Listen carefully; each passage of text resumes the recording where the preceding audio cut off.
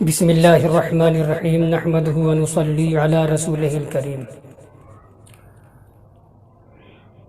میرے ناظرین و سامعین کرام،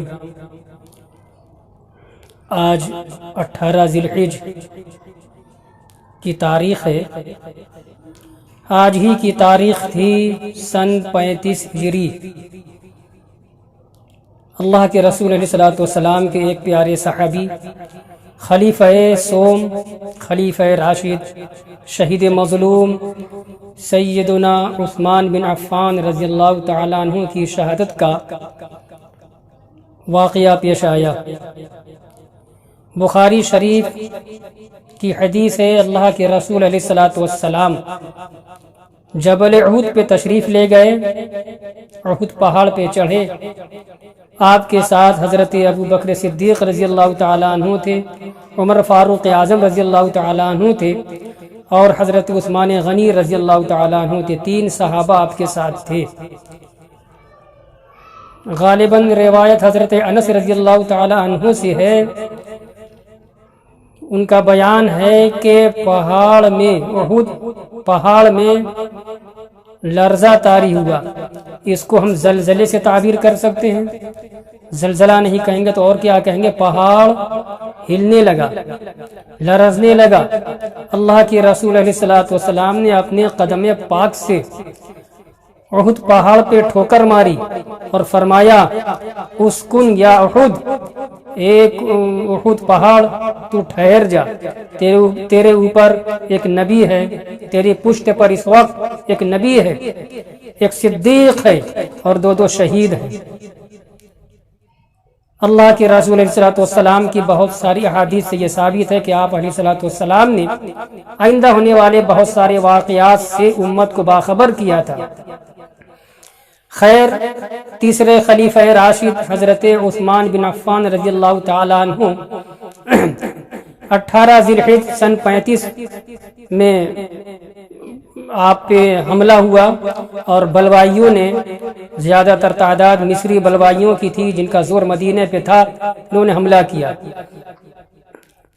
آخر دور میں خود آپ رضی اللہ تعالیٰ عنہ کو یہ احساس ہو چلا تھا، یقین ہو چلا تھا کہ اب میرا اخیر وقت ہے۔ آپ فرائض ترک ہونا تو کوئی سوچ بھی نہیں سکتا تھا، نوافل میں بھی زیادہ تر اوقات بسر ہونے لگے، کلام اللہ شریف کی آیتی تلاوت کرنے لگے، پڑھنے لگے، اور نوافل روزہ بھی رکھنے لگے۔ روایات سے پتہ چلتا ہے، کتابوں سے پتہ چلتا ہے کہ 18 ذی الحجہ سن 35 کا جو دن تھا، روز جمعہ تھا، اس دن اللہ کا محبوب بندہ، اللہ کے حبیب کے، اللہ کے رسول کے پیارے صحابی حضرت عثمان غنی رضی اللہ تعالیٰ عنہ نے روزہ رکھا اور اپنا ایک نیا پوشاک زیب تن کیا اور تلاوت میں مصروف ہو گئے۔ اور جبکہ بلوائیوں کا پورے مدینے پہ ان کا زور تھا، ان کا غلبہ تھا، اور آپ کا مکان، یعنی جس کو ہم قصر خلافت کہیں، اس کا محاصرہ کیے ہوئے تھے۔ اس عالم میں بھی، اس فتنے کے دور میں بھی، جب بلوائیوں کا زور تھا، حضرت عثمان غنی رضی اللہ تعالیٰ عنہ کے قصر خلافت کے دروازے پہ حضرت امام حسین علیہ السلام اور حضرت عبداللہ بن زبیر اور دوسرے صحابہ زاد حضرات ننگی تلواریں لے کر کے حفاظت کے لیے متعین تھے، پہرا دے رہے تھے۔ کسی بلوائی کی، کسی فسادی کی بلوائی کی ہمت نہ ہو سکی کہ وہ دروازے سے جائے۔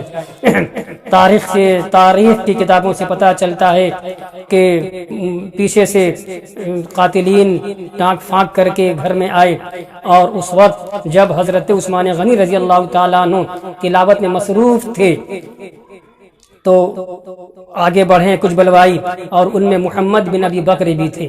حضرت محمد بن ابی بکر نے حضرت عثمان غنی رضی اللہ تعالیٰ عنہ کی ریش مبارکہ سے پکڑی۔ عثمان غنی رضی اللہ تعالیٰ عنہ نے فرمایا، صاحبزادے، اگر تمہارے والد ہوتے تو قطعی اس بات کو پسند نہ فرماتے۔ واقعات پڑھنے سے آنکھیں اشکبار ہو جاتی ہیں۔ وہ شرمندہ ہوئے، نادم ہوئے اور بھاگ کھڑے ہوئے۔ ان کے بعد ایک مصری بلوائی وہ حملہ آور ہوا خلیفہ برحق پر، اور میں نے کہا نا کہ قرآن پاک کی اس عالم میں بھی آپ تلاوت کر رہے تھے، اور پہلا پارہ کھلا ہوا تھا قرآن پاک میں سے، اور جب وہ مصری بلوائی آگے بڑھا اس نے قرآن کو اپنے پاؤں سے ٹھوکر مار دی اور آگے بڑھ کر حملہ آور ہو گیا۔ پھر اس کے بعد ایک دوسرا بلوائی، اور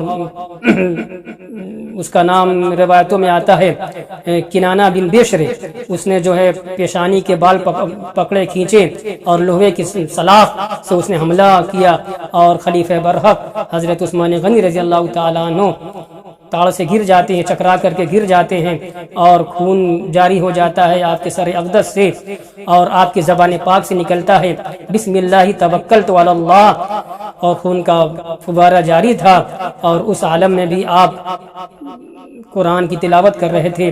فَسَيَكْفِيكَهُمُ اللَّهُ وَهُوَ السَّمِيعُ الْعَلِيمُ کی آیت کریمہ تھی، اور اس وقت جب کہ ہم قاتل حملہ آور ہوا ہے، آپ کی زوجہ محترمہ حضرت نائلہ آگے بڑھتی ہیں اور رکنا چاہتی ہیں، ان کے ہاتھ کی انگلی کٹ گئی، اور یہ واقعہ 18 ذی الحجہ سن ہجری 35 کا ہے۔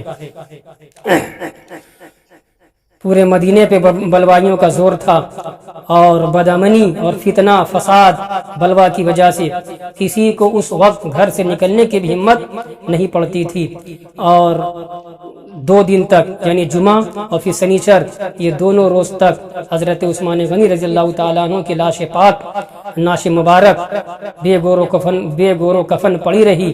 دوسرے دن سنیچر کی شام کو کچھ لوگوں نے جان ہتھیلی پر رکھ کر تجہیز و تکفین کرنے کا تہیہ کیا، اور چونکہ آپ شہید ہوئے تھے، شہید کو غسل نہیں دیا جاتا ہے، بلا غسل کے ہوئے کفنا کر کے کچھ لوگ آگے بڑھے ہیں، اور صرف 17 لوگ تھے، اور نماز جنازہ حضرت زبیر بن عوام یا جبیر بن مطعم رضی اللہ تعالیٰ عنہ نے پڑھائی۔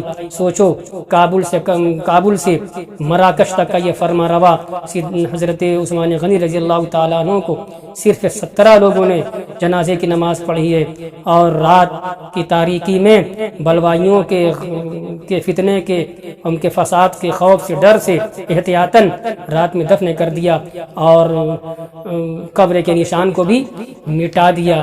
اللہ تعالیٰ اس وقت آپ کی عمر شریف 82 سال کی تھی، اور مدت خلافت جو تاریخ اسلام میں ہے اور بھی دیگر کتابوں میں کہ کچھ دن کم 12 سال۔ اللہ کا سلام ہو، اللہ کا درود و سلام ہو حضور محمد رسول اللہ صلی اللہ علیہ وآلہ وسلم پر، آپ کے صحابہ باوفا پر، اور اہل بیت اطہار پر، اور تمام صالحین پر۔ اللہ تبارک و تعالی صالحین کے زمرے میں ہمارا حشر فرمائے۔ اللہم ربنا توفنا مسلمین والحقنا بالصالحین وما علینا الا البلاغ المبین۔